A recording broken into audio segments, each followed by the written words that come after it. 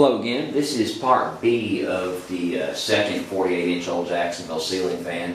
I've now replaced the capacitor, which was a 7.5, with a 10 UF, and as expected, the speeds are a little bit closer to the ones of that polished brass one. Go ahead and turn on low.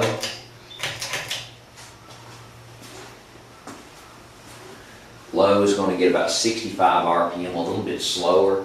But it's also a little bit closer to what I remember these fans originally running.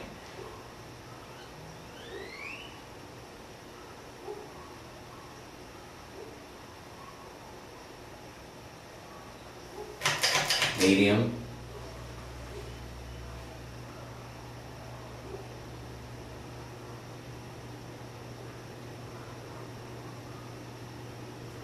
Probably about 150, 160.